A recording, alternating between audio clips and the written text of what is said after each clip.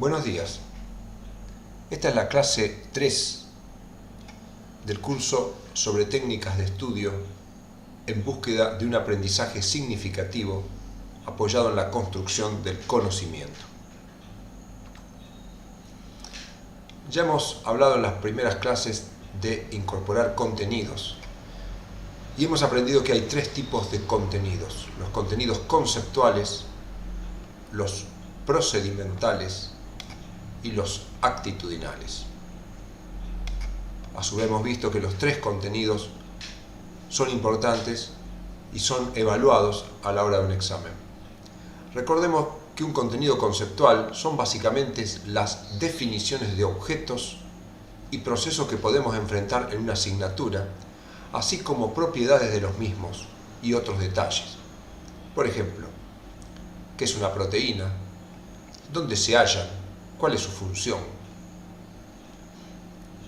Por su parte, los contenidos procedimentales los podemos definir como habilidades que me permiten manejar los contenidos conceptuales y aumentar su propio valor.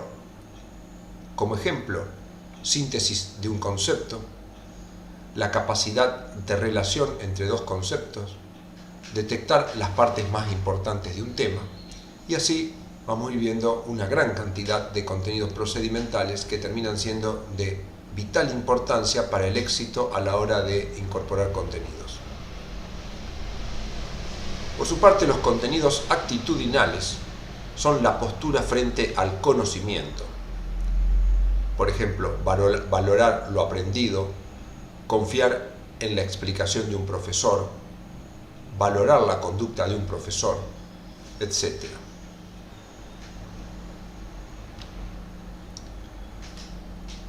Como dijimos, en nuestro plan debemos tener objetivos y nuestros objetivos deben ser priorizar siempre el proceso de aprendizaje sobre la aprobación en un examen. Nuestro objetivo tiene que ser incorporar correctamente los contenidos para que como consecuencia aprobemos un examen. Sin embargo, no debemos olvidar que para ser un profesional debemos acreditar nuestros conocimientos a través de examen. No hay otro camino. Es decir, en mi camino en la carrera tengo una serie de exámenes que tendré que sortear con una nota superior a lo establecido por las reglamentaciones, y si no, no llegaré a la meta propuesta. Por lo tanto, el objetivo general de nuestro plan es aprender con la vista puesta en la acreditación, sin poner como objetivo, como meta, la acreditación como cosa principal. Bueno, hay un mito. Dice: el saber no ocupa lugar. Y sí lo ocupa. Sobre todo el tiempo dedicado a estudiar otras cosas, en detrimento del tiempo necesario para adquirir los conocimientos mínimos de las asignaturas que tengo que acreditar.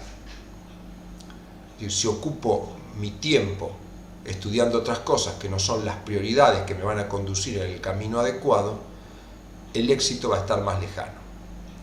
Entonces yo tengo un plan para estudiar. Cumplido ese plan diario de construcción del conocimiento, todo lo que estudiemos será en nuestro beneficio. Pero es importante tener presente que yo debo cumplir diariamente un plan de estudio y aprendizaje para poder llegar a la meta de la manera correcta. Muy bien, entonces empecemos a dar algunos pasos en la construcción del conocimiento. Lo primero, cuando voy a estudiar, lo primero que tengo que saber es qué debo estudiar y en cuánto tiempo lo debo hacer. En base a esto yo estableceré mi metodología, mis estrategias, mis recursos. Debo hacer una lista de los temas que debo incorporar para construir ese conocimiento. Debo hacer una lista de al menos 2 niveles de complejidad y la debo tener presente prácticamente en mi memoria para saber cuál es todo el conocimiento que tengo enfrente y que debo acreditar en el próximo examen. Veamos un ejemplo. Supongamos que sabemos que en un mes tenemos que acreditar conocimientos, es decir, rendir un examen sobre 2 temas. que son proteínas y ácidos nucleicos. Obviamente, por mi formación y mi carrera docente, la mayoría de los ejemplos que voy a poner son referidos a la química, pero de ninguna manera los mecanismos de estudio son solo aplicables a la química. Estos mecanismos que les planteo son prácticamente aplicables al estudio de cualquier asignatura o conceptos de las ciencias biológicas. Entonces, retomemos esto. Dentro de un mes tengo que rendir un examen sobre estos dos grandes temas. Una vez que conozco los dos grandes temas y conozco el tiempo, comenzaré a buscar cuáles son los subtemas dentro de cada uno que lo constituyen. Los temas y los subtemas habitualmente usted los tiene en lo que se llama el programa de la asignatura, que en algún lado debe estar. Es común que el alumno no lo encuentre, no lo tenga o no sepa dónde está, pero ese programa existe y es lo primero que uno debe conseguir para saber cuáles son los temas. Y de esta manera poder ampararse, decir, bueno, sí, esto lo estudié porque figura en el programa y esto no lo estudié porque no figura en el programa. Por lo tanto, en el primer paso es clave tener ese programa. Por ejemplo, los dos grandes temas entonces eran proteínas y ácidos nucleicos. Supongamos que dentro de proteínas los subtemas que debo estudiar son una definición, cuáles son sus propiedades, sin discriminar, física, química, propiedades. Si digo propiedades en general, deberé estudiar todas las propiedades con el detalle que corresponda. Las estructuras primaria, secundaria, terciaria y cuaternaria, las funciones de una proteína y las causas de pérdida de la actividad. Por su parte, dentro del gran tema ácidos nucleicos, tengo también una definición, sus propiedades, la estructura, tipos de ácido nucleico y la función de cada uno. Todo esto yo lo debería preparar en un mes. ¿Por qué? Porque dentro de un mes tengo un examen y tengo que llegar con todos estos temas incorporados y con las habilidades adecuadas para poder defenderme con los conceptos claros que debería tener en mi cabeza. Entonces, una vez decidido el temario, tengo dos cosas que decidir: cómo voy a distribuir este temario en el tiempo y qué fuente bibliográfica, es decir, de dónde voy a estudiar. Es común que uno no haga una distribución en el tiempo y es común que como fuente bibliográfica vaya viendo sobre la marcha y escuchando a compañeros y a profesores, entonces voy recuperando material. Es importante que cuando yo organizo mi plan, en los primeros días le dedique mucho tiempo a esto, cosa que a lo mejor he gastado 2 días mientras voy estudiando, pero ya tengo claro cómo voy a hacer las cosas durante todo el mes y de dónde voy a estudiar. Un consejo que le doy es: busque una fuente de estudio y de ahí trate de encontrar todos los contenidos conceptuales que tenemos acá. A medida que avance el tiempo, si usted ve que hay algunos contenidos que no los encuentra en su fuente bibliográfica, recién ahí salga a buscar, pero no empiece desde el principio con 2 o 3 fuentes bibliográficas que muchas veces conducen más al fracaso que al éxito. Entonces tenemos que hacer una distribución en el tiempo. Entonces veamos, por ejemplo, tenemos un alumno 1, un alumno determinado, que ha hecho una planificación. Tenemos que tener presente que el concepto que se incorpora debe quedar claro de manera que en el futuro lo podemos utilizar con seguridad. Eso sería el aprendizaje significativo, es decir, si yo aprendo algo, no lo debo olvidar. Y para que no lo olvidemos, el aprendizaje debe ser hecho de una manera correcta, que ya vamos a ver cómo lo encararemos. Entonces, dijimos que disponemos de un mes. Supongamos que hoy empezamos a hacer el plan, 30 del 1, y se rinde el 28 del 2. Entonces, todos mis temas que tenía anteriormente, de proteínas y ácido nucleico con los subtemas, los distribuyo en una tabla y acá lo organizo por fecha. Digo, bueno, yo proteínas definición lo tendría que tener estudiado el 30 del 1, propiedades el 3 del 2, estructura el 8 del 2, función el 11 del 2 y así sucesivamente, de manera de llegar al 28 del 2, cercano a la fecha de nuestro examen, habiendo visto todos los temas. Y acá iré registrando la fecha en la que voy haciendo los temas. Veamos, por ejemplo, a este alumno. Había hecho esta planificación y comienza a estudiar y vemos que, por ejemplo, propiedades de proteínas, que había estimado estudiarlo el 3 del 2, bueno, el 2 del 2 ya lo estudió, estructura tenía el 8 del 2, lo estudió el 7 del 2, en alguno de ellos justo le coincidió, en otros se anticipó. Entonces dice, bueno, este alumno viene encaminado, probablemente cuando llegue acá al final habrá visto todos los temas. Una cosa que tenemos que comenzar a manejar es la cuestión de lo que se conoce como el tiempo de repaso. Tengo que tener, el tiempo de repaso implica que yo no he incorporado los conceptos adecuadamente. O sea, si al final de estudiar tengo que volver a revisar todo, quiere decir que los conceptos no están claramente incorporados. Uno debería ir estudiando y esos conceptos ya quedar fijos y no tener necesidad de volver a leerlos. Entonces, lo que tenemos que tener presente es que quizás ese plan es el plan de nuestra asignatura, pero nuestra vida no va a tener un solo plan, tiene varios planes. Puse 6, pero a medida que vayan pasando los años, usted podrá tener 6, 18, 70 planes que tiene que cumplir en un tiempo en particular. Lo importante es que cada uno de esos planes se cumpla satisfactoriamente. En caso contrario, las cosas pueden no ser alentadoras. Veamos este otro alumno que hizo una planificación similar, pero empezó a estudiar y viene, en general, podemos ver atrasado con los temas. El 14 del 2 tenía que tener pérdida de actividad estudiado y recién lo logró el 20 del 2. Si para el 28 del 2 tenía que tener terminado y el 20 del 2 no llegó a la mitad, es poco probable que tenga éxito y lo más probable es que no le alcance el tiempo y eso lo conduzca al fracaso, especialmente impulsado por la desesperación y el desánimo. Lo primero que hay que hacer cuando uno no cumple un plan es evaluar cuáles son las causas que impiden cumplir ese plan. Cuando un plan no se puede cumplir, hay varias cosas. En mis años de trabajo, la mayor causa de no cumplimiento de plan la he detectado en la falta de dedicación. La falta de tiempo estimado de estudio por día. Si no la cumplo, lo más probable es que me lleve a que no pueda cumplir el plan.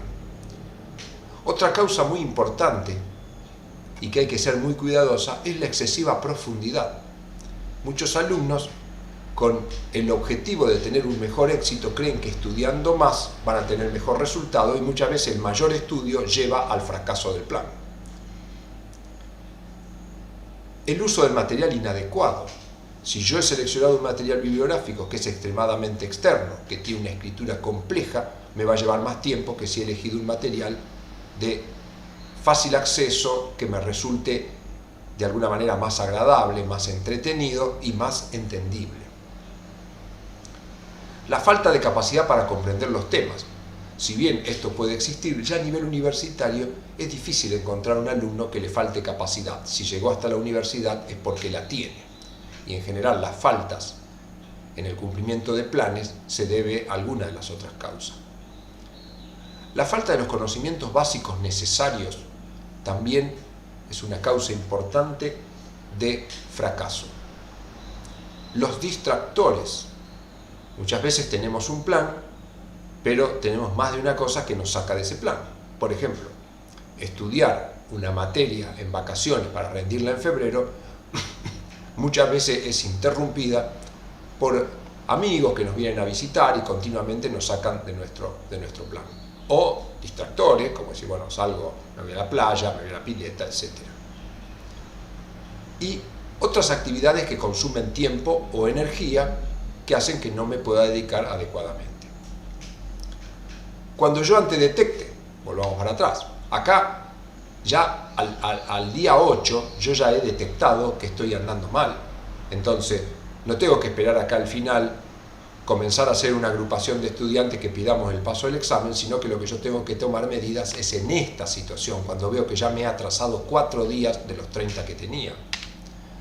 Entonces, ahí lo que tengo que hacer es la reestructuración del plan, ajustar fechas, eliminar contenidos si es necesario, o mejor, no eliminarlos, sino que simplificarlos y poner en marcha el plan B que yo debería tener, que esto puede ser mi plan B. Es decir, bueno, a mí no se me cumple el plan, ¿cuál es el plan que tengo? Bueno, un reajuste de fechas, es decir, acá si es el 12 del 2, entonces esto pasará a ser 12 del 2, reestructuro la fecha y empiezo a tratar de cumplir mi plan. Eliminar contenidos o más bien simplificarlos. El plan B. O sea, el plan B o el cambio de plan, reestructuración de plan o como le quiera poner. Tenemos dos reglas. Cuanto antes detecte la pérdida del plan y cuanto más claro fue mi plan B, seguramente voy a tener mejores resultados. Precauciones. El plan B puede consumir tiempo. Por ejemplo, si el plan B mío era ir a clase de consulta si no entendía, tengo que tener presente que cuando ponga en marcha este plan, tendré que disponer de un tiempo extra para ir a las clases de consulta y esto restará tiempo a mis trabajos. Por lo tanto, seguramente tendré que dejar de lado otras cosas. Y otra cosa muy importante, el plan B es una alternativa y también puede fallar. No es que uno teniendo un plan B va a salir exitoso. Entonces, siempre tenemos que recordar que quizás ahora podemos tener 1, 2 o 3 planes, pero siempre vamos a tener muchos. Si un plan cae, ponemos en marcha el plan B, tratando de mantener los otros planes en su camino. Por lo tanto, tengo que tratar de evitar que la caída del plan 1 no me lleve a una situación en la cual me empiezan a fracasar los otros planes. Entonces esto es una cosa importante a tener presente, porque lo que puede ocurrir es que el fracaso de un plan impida que los otros planes también se ejecuten y a la larga tener un fracaso generalizado que normalmente es bastante común de ver en los alumnos que terminan fracasando no solo en la asignatura, sino que también terminan fracasando en su noviazgo, en la ayudantía de cátedra que habían planteado, en el deporte que tenían, etcétera, etcétera. Magnífico. Entonces, recordemos algunas cosas. Es clave tener una meta. Tendremos para esa meta varios objetivos. Aprender, rendir adecuadamente las materias serían las más importantes. Debemos tener un plan para cada objetivo. Cuando aprendemos una determinada asignatura, un determinado parcial, cada uno de esos se constituye en un objetivo. Y tenemos que ir evaluando el progreso de nuestro plan. Sabemos también que cuanto antes detectemos la menor falla en un plan, mejores serán los resultados. Ahora, si nunca ha planteado una meta, hay alumnos que uno dice, bueno, ¿usted la planteó, la escribió la meta? El alumno dice, no sé cuál es la meta. Pero tampoco tiene ni objetivos, ni planes, ni mecanismos de evaluación. Pero siempre usted detecta que sus planes, a pesar de no tener nada de esto, sus planes son exitosos. Siga así, no haga nada. Porque ya de manera innata puede llevar adelante un plan sin necesidad de escribirlo y tiene un reloj biológico que le hace controlar exactamente los tiempos. Es más, es muy probable que usted siempre le sobre el tiempo, siempre llegue adecuadamente. Hay personas que son con una estructura determinada que le permite ejecutar los planes sin necesidad de tener que tomar tantos recaudos. Ahora, si nunca se ha planteado una meta, los objetivos, ni los planes, ni mecanismos de evaluación, y siempre le ha ido mal, obviamente este no es el camino que debe seguir.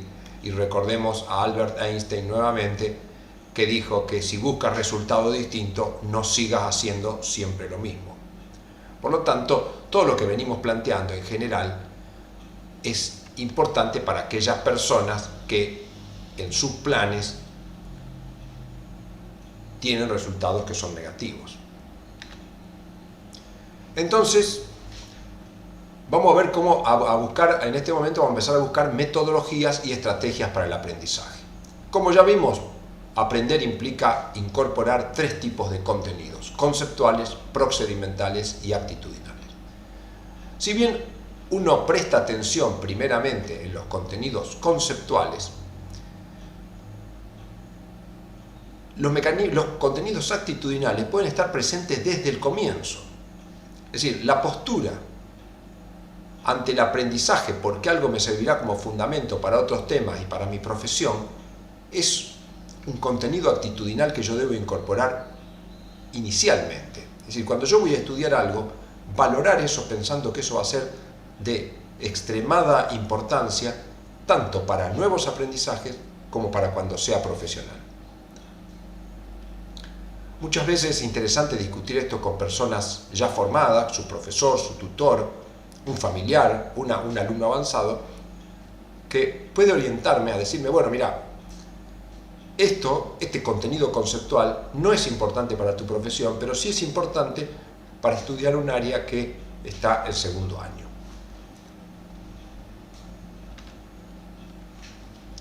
Comencemos con los contenidos conceptuales. Lo primero que tenemos que priorizar es lo que se llama la definición. ¿Qué es algo que voy a estudiar? La Real Academia Española define a definir o a definición como fijar con claridad, exactitud y precisión el significado de una palabra o la naturaleza de una persona o cosa.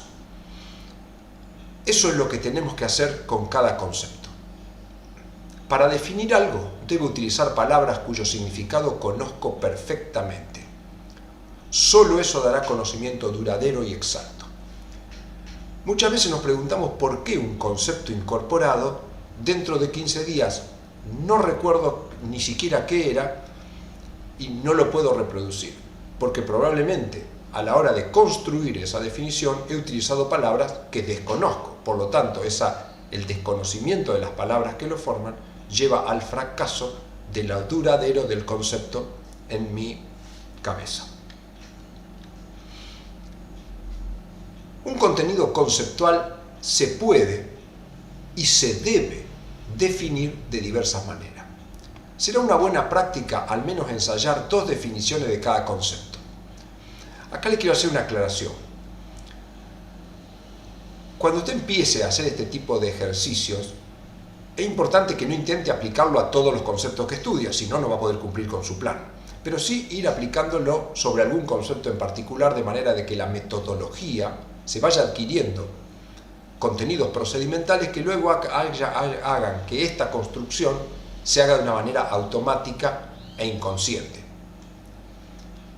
Entonces, por ejemplo, uno de nuestros grandes temas era proteína. Entonces yo puedo definir proteína, por ejemplo, diciendo proteína es un biopolímero de aminoácidos. O podría decir proteína son macromoléculas que cumplen diversas funciones en los organismos vivos. Por ejemplo, enzimas estructurales, de defensa, etc. Son 2 definiciones muy buenas de proteína, es decir, dejan claro de qué estamos hablando. Una definición no necesariamente tiene que ser exhaustiva, que permita abarcar todo, sino tiene que ser más bien corta y clara.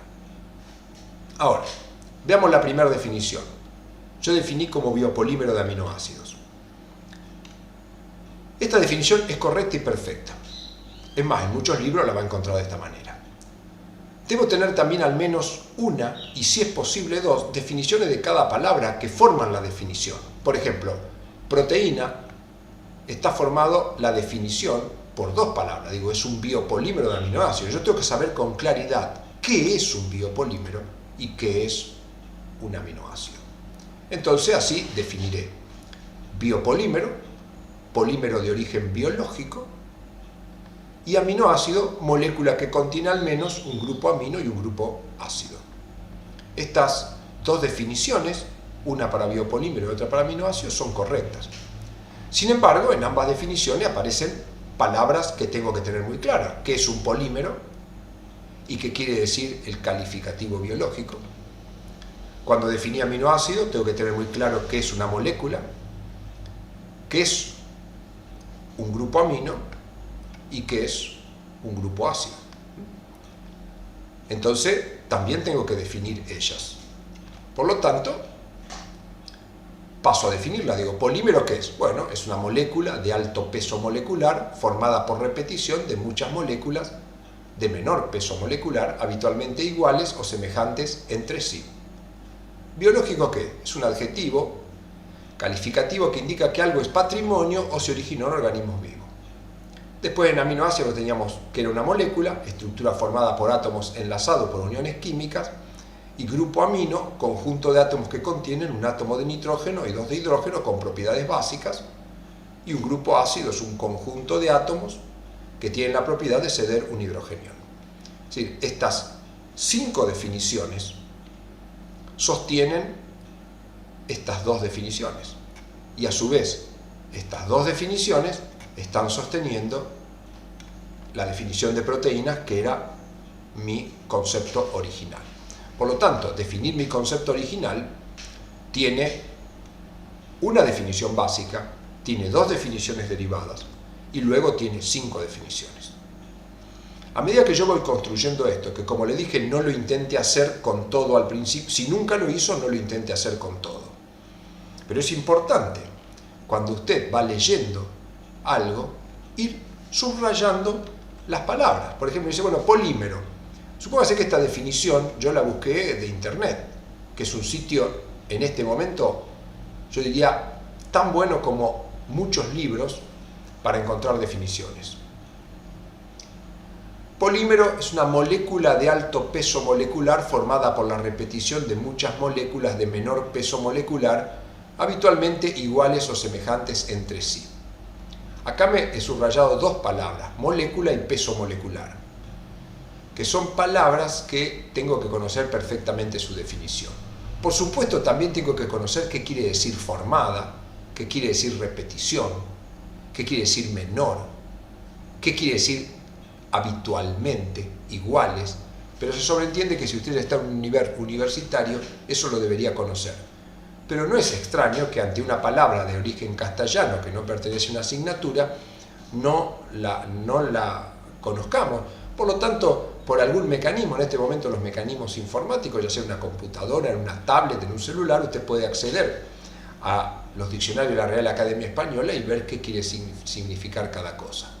Conocer el significado de cada palabra, la de las disciplinas que estoy estudiando y aquellas que no son de la disciplina, hace que el concepto tome sentido y quede almacenado de manera permanente en nuestra cabeza. Entonces, de esta manera, partiendo solo de la definición de proteína, fíjese que cada una de las cosas que yo he subrayado las voy a tener que saber definir, porque si cuando yo en un examen defino un aminoácido como aquel que tiene un grupo ácido y a un grupo ácido como el conjunto de átomos que tienen la propiedad de ceder hidrogenión, y a mí el profesor me preguntará, muy bien, ¿y qué es un hidrogenión? Y yo no lo sé, todo lo que construí se me va a caer encima como un edificio que se desmorona. A medida que vayamos construyendo de esta manera, podemos ir construyendo una red conceptual. La red conceptual, ¿qué hace? Vincula los conceptos que utilizamos para construir cada uno. Por ejemplo, proteína es un biopolímero de aminoácidos. Aminoácidos es una molécula que contiene un grupo amino y un grupo ácido. Un grupo ácido, ¿qué es? Aquel que puede ceder un hidrogenión. Un biopolímero, ¿qué es? Es un polímero biológico. ¿Por qué uso la palabra biológico? Porque los biopolímeros solo son producidos por organismos vivos. ¿Y qué quiere decir un polímero? Que es un conjunto de moléculas de menor peso molecular, habitualmente parecidas entre sí. ¿Y qué es una molécula? Bueno, es una estructura química, es decir, es algo formado por átomos y que están unidos entre sí por enlaces químicos. Por supuesto, acá mi red crecerá, porque yo ahora voy a definir qué es un átomo, qué es una estructura química, qué es un enlace químico, diré qué es el peso molecular, tendré que explicar qué es un hidrogenión, acá habíamos hablado de propiedades básicas, y de esta manera se irá ampliando la red conceptual. Las redes conceptuales son importantes por este tipo de vínculo y es lo que va creando en nuestra cabeza la vinculación entre los conceptos y la que vamos a ver que nos permite viajar a través del conocimiento para resolver problemas, para explicar situaciones conflictivas.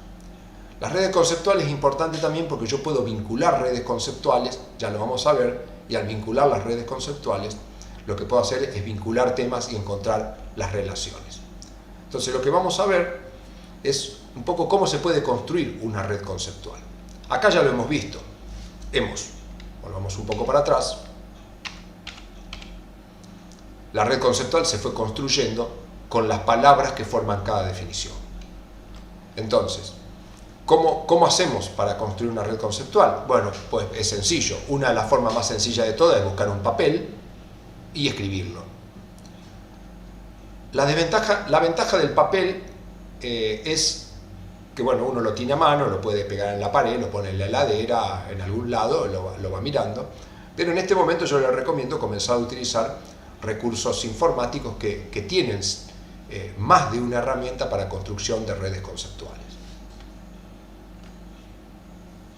Muy bien. Yo le voy a mostrar un recurso informático. Este programa es un programa que sirve para hacer presentaciones. El más conocido de los programas es PowerPoint.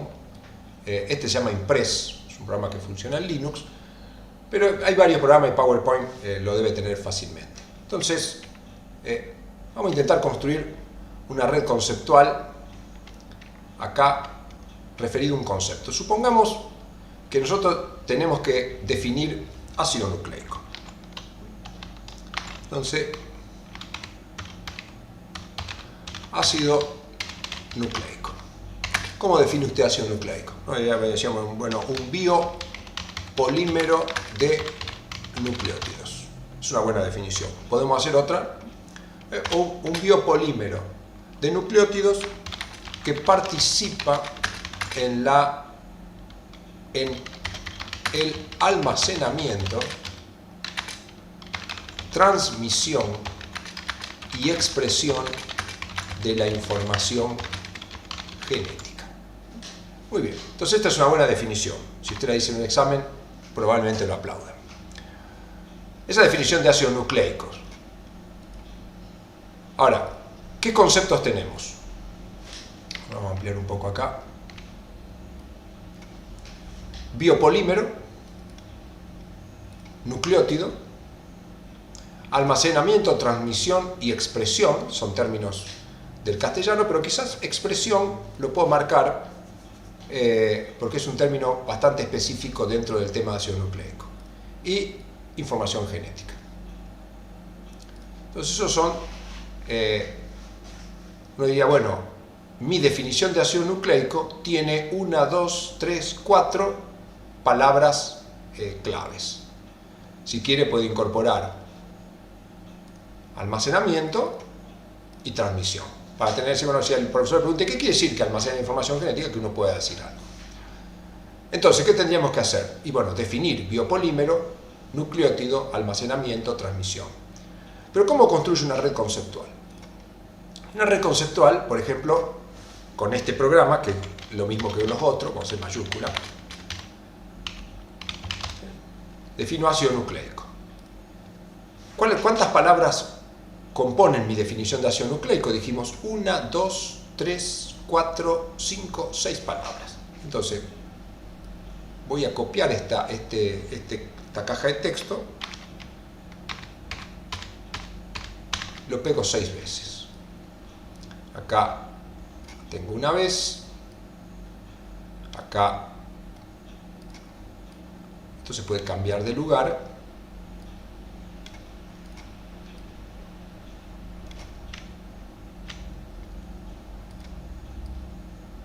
tengo acá, entonces mi palabra original es ácido nucleico. Y después tengo todas estas palabras, las podemos ordenar. La ventaja de aprender a manejar estos recursos es que uno puede dar mucho orden y luego utilizarlo en el futuro. Entonces, ¿cuáles eran las palabras que forman mi definición? Bueno, una es biopolímero,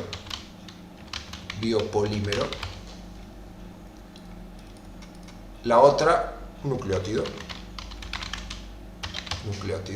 la otra, vamos a poner acá información genética, información genética, lo vamos a acomodar acá. Almacenamiento.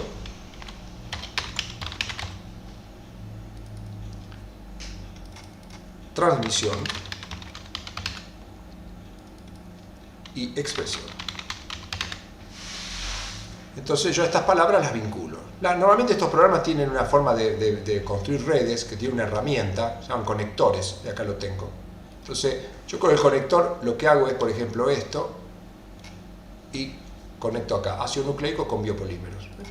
Entonces es parte de mi red conceptual esto, y voy armando de una manera relativamente sencilla mi red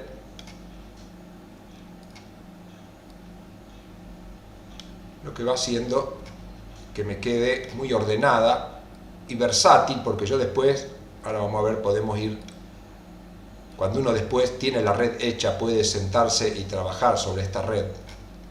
Entonces ahí me quedó una red interesante. Yo puedo, por ejemplo, en esta red resaltar, por ejemplo, decir, bueno, a mí ácidos nucleicos, esto acá lo resalto acá, le pongo negrita, y digo, bueno, lo pongo en rojo, es la definición más importante. Después, dentro de ácido nucleico, en general las dos primeras palabras, biopolímero y nucleótido, son cuestiones más bien estructurales, información genética una cuestión funcional, lo mismo que almacenamiento. Entonces dice, bueno, yo a esto lo voy a resaltar en azul para que me quede claro, por ejemplo, que es una cuestión estructural, y estas que son toda una cuestión relacionada más a la síntesis de proteína. Entonces uno en la propia red puede ir creando dibujos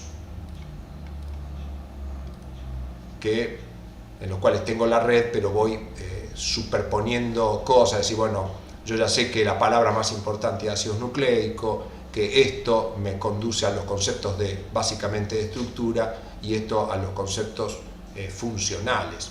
Entonces puedo, la ventaja de la computadora es que uno copia y pega. Entonces acá estructura, le vamos a sacar el color, volvemos al color original, le sacamos la negrita, y a lo mejor, bueno, me conviene acá, tengo diferentes tipos de conectores. Entonces, por ejemplo, ahora digo, bueno, voy a conectar así acá,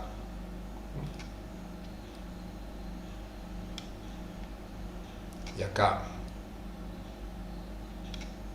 Entonces me va quedando una cosa que contiene una gran cantidad de información, aparentemente poca, porque uno dice, bueno, todo lo que está acá es una pequeña definición. Sí, pero esto va haciendo que yo realmente construya el conocimiento. Entonces sería importante que este tipo de cosas, yo acá le mostré el manejo de un programa, trate de buscar alguno, si no lo tiene, consúlteme, vamos a buscarlo, e intentaremos de que usted sume esta herramienta. Manejar herramientas informáticas a esta altura de la civilización es un recurso importante, que quien no lo tiene está en una falla tan grave como hace un tiempo era no manejar un idioma o no escribir a máquina. Bueno, nos veremos en la clase número 4 sumando nuevos elementos y viendo cómo usted todo este tipo de cosas las logró plasmar en sus horas de estudio.